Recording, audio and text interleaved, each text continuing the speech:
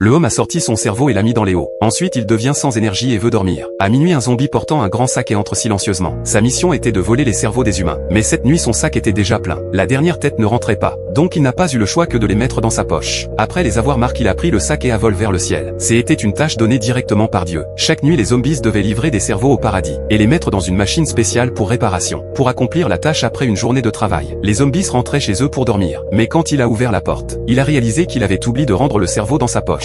Il s'inquiétait que s'il ne le rendait pas à temps, son salaire serait retiré. Donc il hésita un moment et a directement mis le cerveau dans sa tête. Ce qu'il ne s'attendait pas c'était que le corps du zombie subissait des changements. Le monde à l'origine en noir et blanc est devenu color. Avec les couleurs est venue une révélation choquante. La réalité dure d'une foule sale. Des gens urinant dans les rues. Des criminels qui se déchaînent. Le zombie était terrifié, il a sorti le cerveau. Mais l'humain devant lui n'était pas mort. Il dormait encore malgré plusieurs tentatives. Il a complètement perdu la tête et a jeté le cerveau par terre. Puis a couru chez lui frénétiquement. Mais maintenant le petit zombie n'était plus aussi innocent qu'avant. Dans ses yeux la petite souris douce et mignonne d'avant était devenue un monstre féroce. Il a saute par la fenêtre et tombe dans une poubelle. Il a trouvé une brosse de toilette et a frotte sa tête. Puis une personne est sortie pour sortir les poubelles. Mais dans les yeux du zombie il tenait un couteau. Le zombie a eu peur et a fui frénétiquement. À ce moment-là seulement, qu'il a compris que la soi-disant tâche de collecte de cerveaux humains, elle n'était qu'une partie d'un plan plus grand. Dieu avait soigneusement organisé tout cela non pas pour réparer les cerveaux, mais pour forcer les humains à faire face à la vérité. Ils essayaient désespérément d'éviter de regarder le petit papillon color. Il a senti que ce monde ne semblait pas si mauvais après tout. Le zombie a pris une décision audacieuse. Il a mis son bras et a sauté du toit. Il a décidé de récupérer le cerveau qu'il avait jeté. À partir de ce moment-là, il a décidé de devenir un super-héros. Sauver le monde, plutôt qu'un zombie marionnette sans esprit qui vole seulement des cerveaux.